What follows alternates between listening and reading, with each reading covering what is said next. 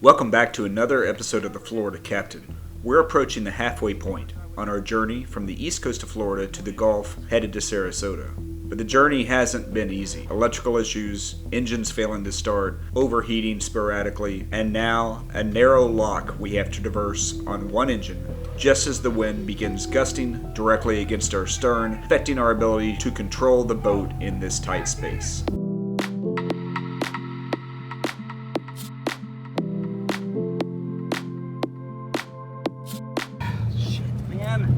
Damn it.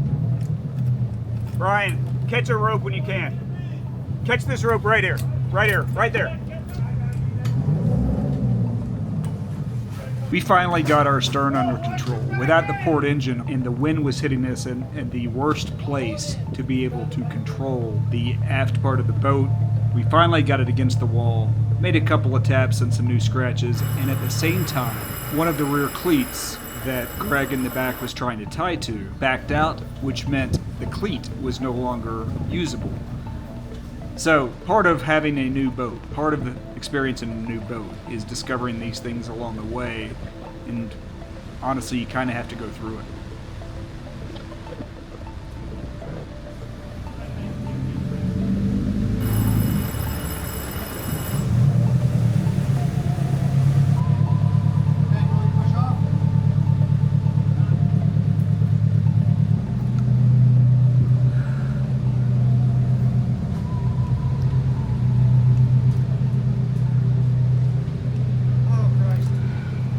Alright, we can't do that another time. We gotta fix this.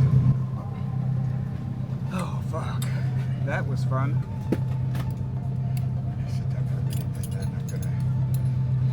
Start the clock. We have one more lock in 29 miles. We're not going to do another lock on one engine. That was too dangerous. Too much can go wrong.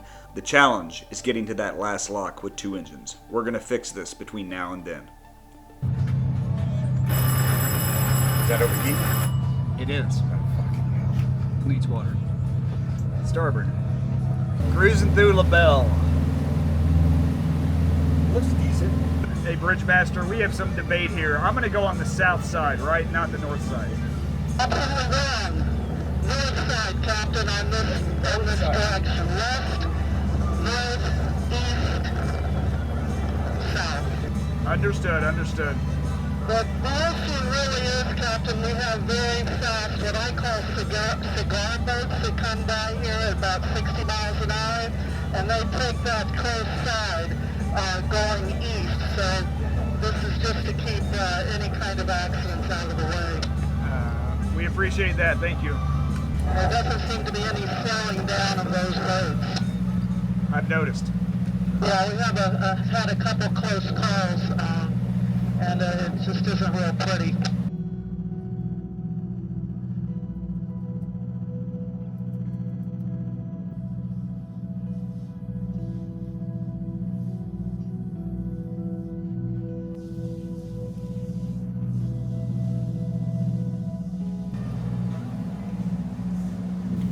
So we finally figured something out. I traced a multimeter throughout the entire port engine and found that with all the jumping and all the craziness of us trying different things, we perhaps blew the 300 amp T fuses.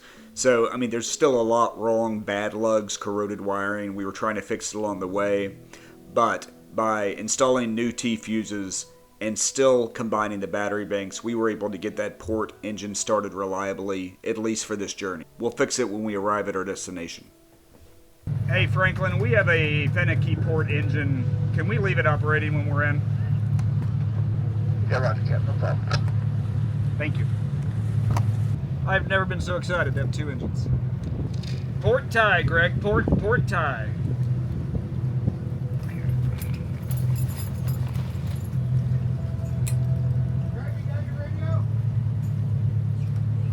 All right, we're coming in.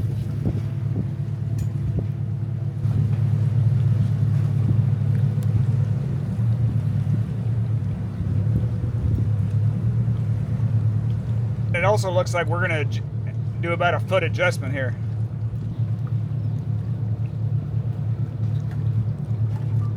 Well, we do have a lot of wind behind us. It'll do funky things to our big fat ass. boat to our bow, but we have a 16-foot sail in the back.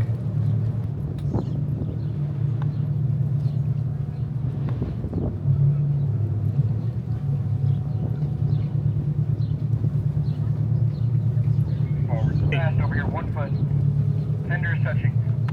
All right, we're good. I got the rope. We're out of gear. All right, Not Simple is ready. So it looks like we're going to go down 2 feet, down 2 feet. Roger. Good work, boys. Fucking night and day. Rick, you might give yourself a little bit of slack. Roger.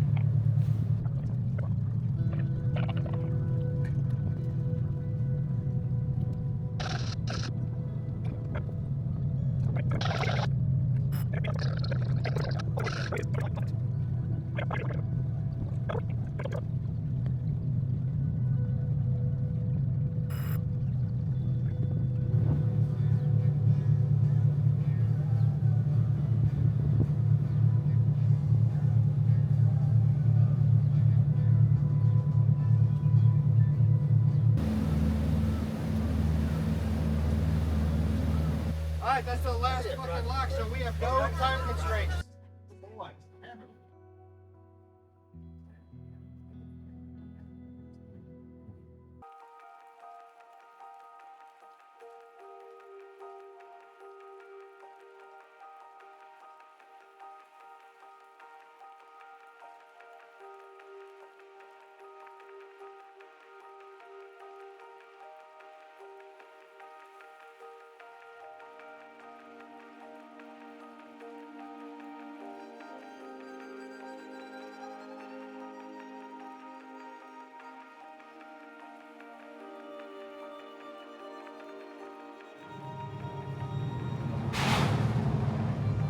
Notice required. That's ridiculous. Yeah, we're good. All right, tell me you see 3 feet. I see 2 feet to your intent is on the right. You know, Starlink and all that. All of the shit. Well, is the Starlink? Is the Starlink not the highest? Oh, the fiberglass antennas could. The antenna's behind Brian. All right, so I'm gonna call us 21 feet. Got a restaurant. We're entering civilization. I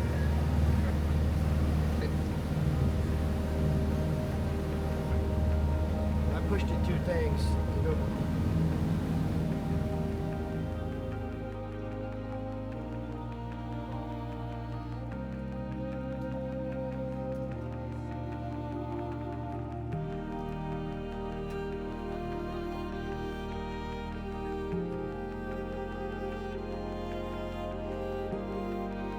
Those packing lamps might need another 4.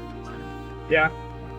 Do we have enough for it? We do have enough for it. Oh, you got plenty. You got too much. That's why.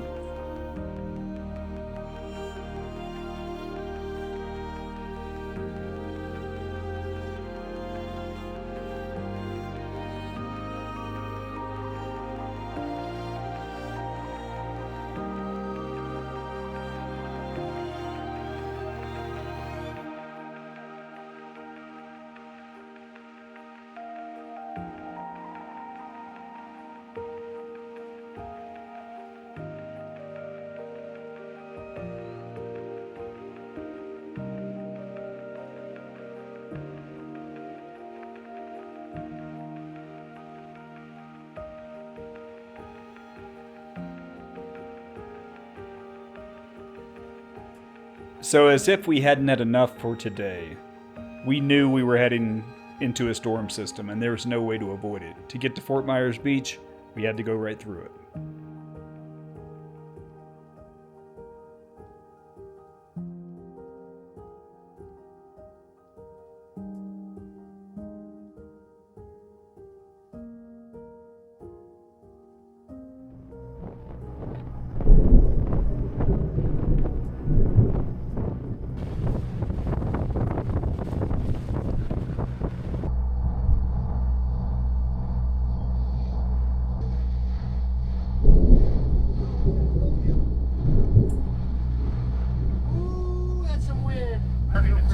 I see the orange Okay.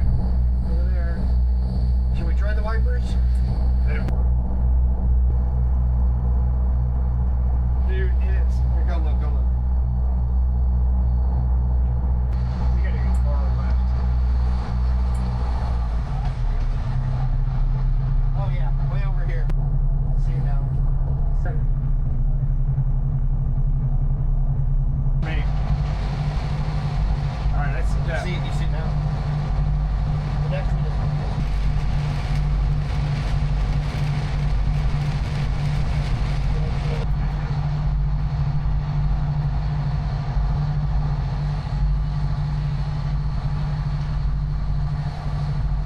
Alright, I don't know which one of these we want to go through, but they're both deep enough.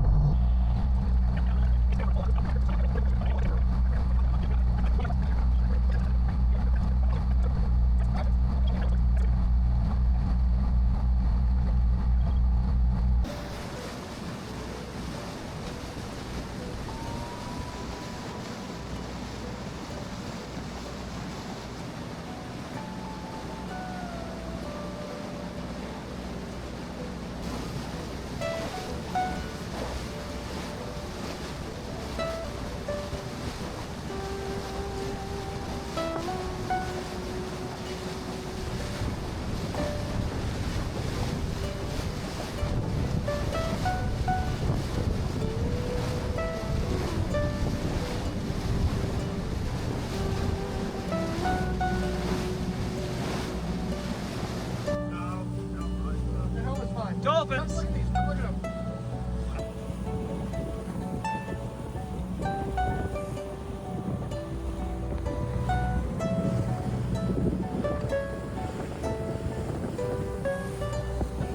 Coming up on Fort Myers Beach for the evening. Orca's doing well for us, navigating some complex paths.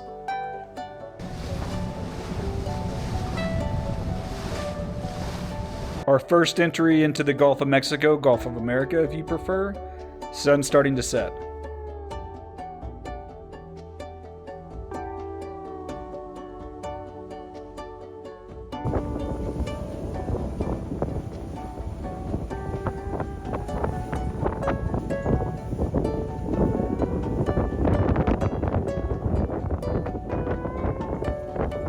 So we're staying at the iconic Pink Shell Resort and Marina on Fort Myers Beach for the evening.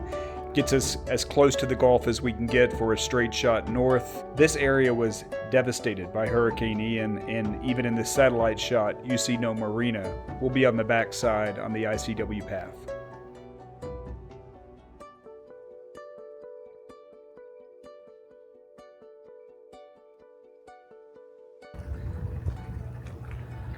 Sun's coming up in Fort Myers, over Fort Myers. We're on Fort Myers Beach, the Pink Shell Resort and Marina. There's the Pink Shell. Pretty good food. Pretty nice dock too. Everything looks brand new electrical. We're about to cast off.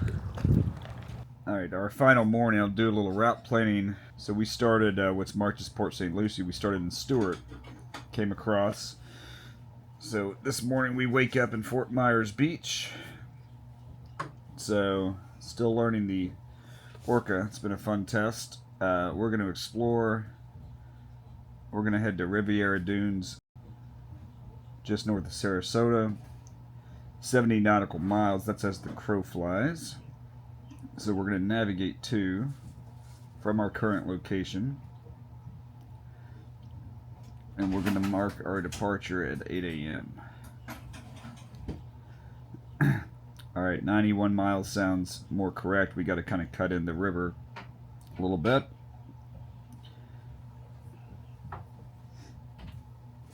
And I didn't actually want to start my route yet.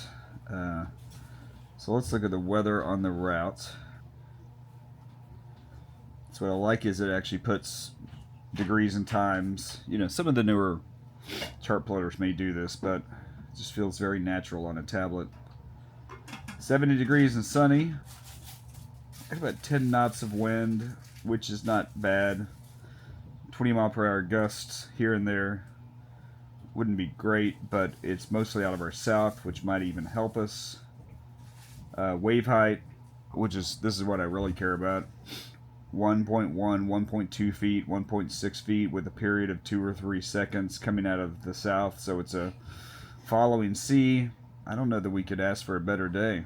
Got that route ready, all we got to do is activate it. Head to the bridge in a second.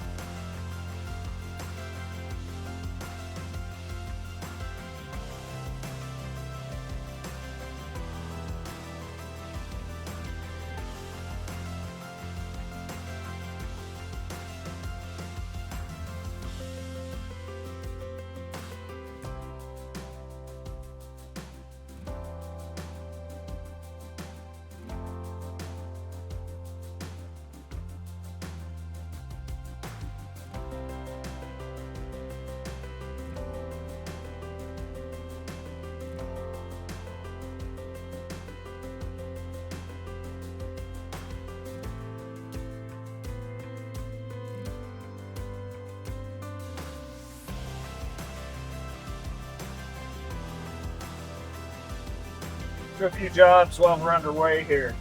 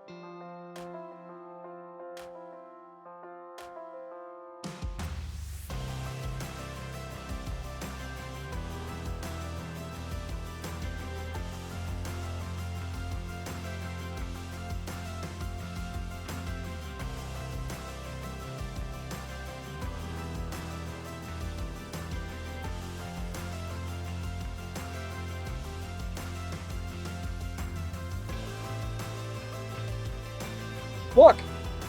Are you watching this, Milo? Yeah.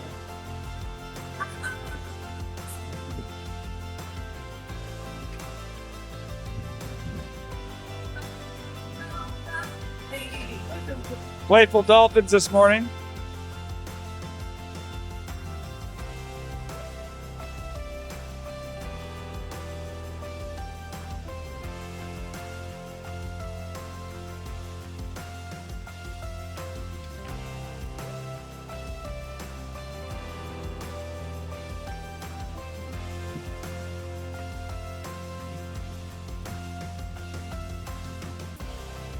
Got some light now.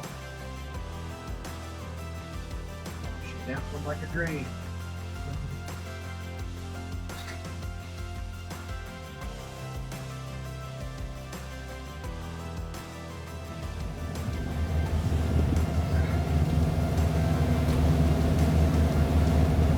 Pull it out? Yeah, it's not in far.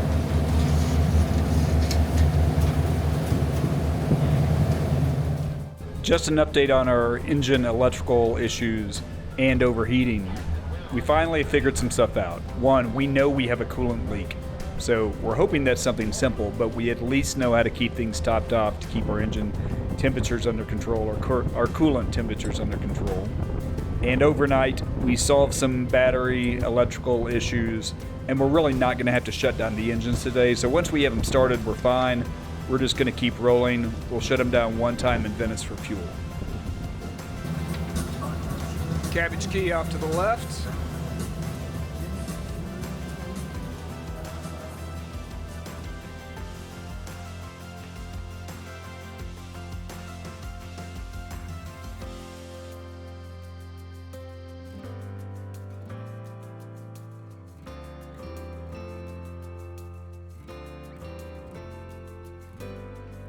We got success over here. Gonna run a pull string. We're gonna run a spare pull string and tie that off. We're gonna get this Starlink cable out of here. He's a patient man. Alright. 14 miles outside of Venice, Florida. Not a lot of traffic, joined by another big boat out there.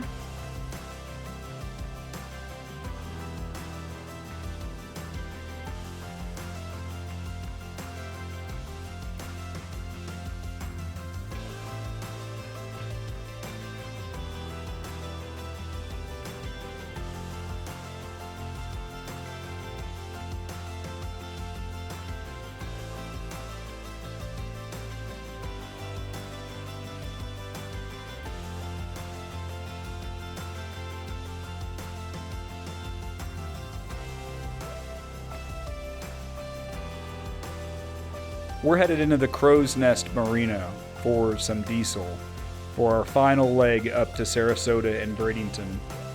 Great easy entry, lot of wind on this one, but no problems. Amazing what can happen when you have two engines.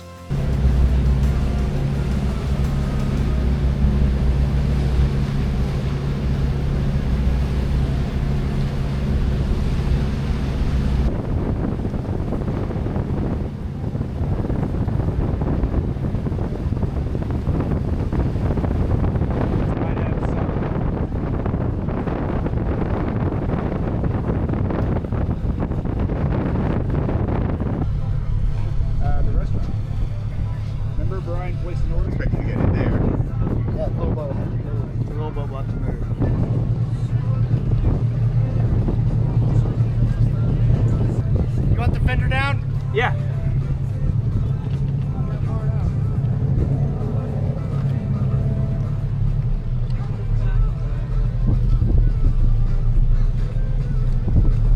Gonna clean the midships.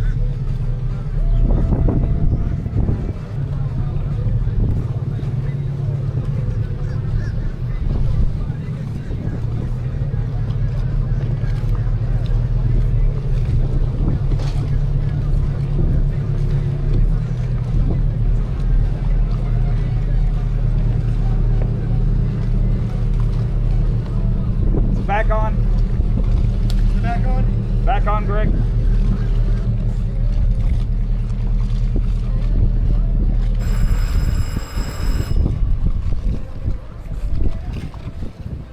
So now it's a straight shot north.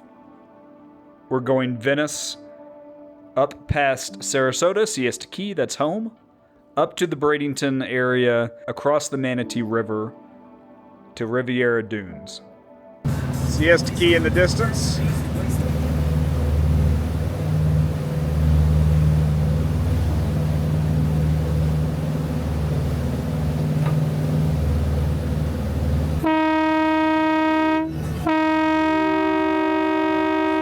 We have friends watching from Siesta Key Beach. Now, the final stretch up through Longboat Key Pass on to Bradenton.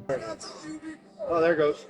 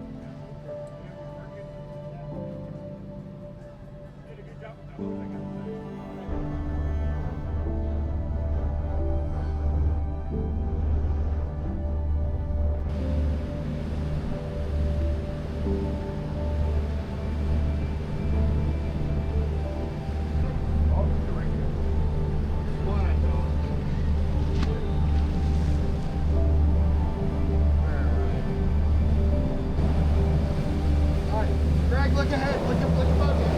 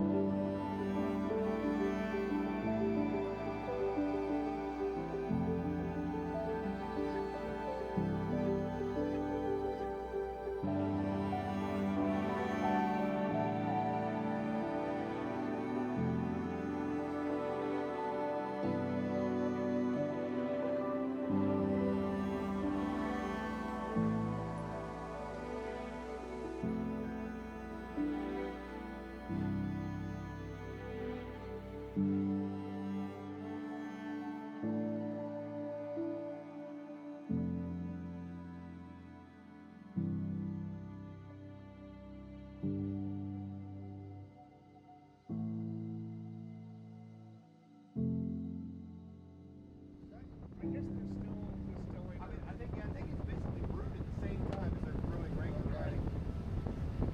But they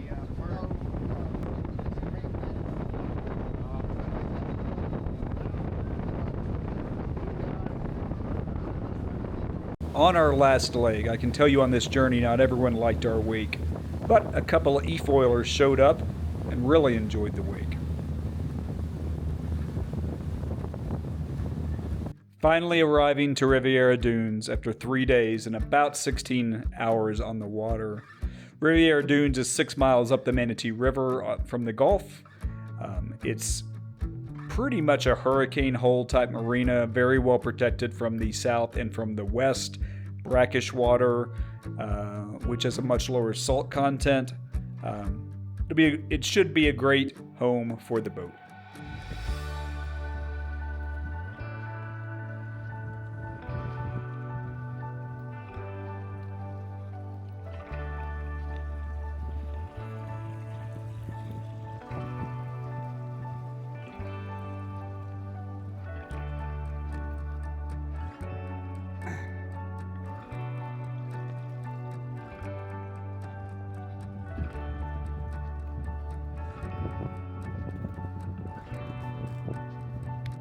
Well, we didn't get the docking filmed, unfortunately, but we made it.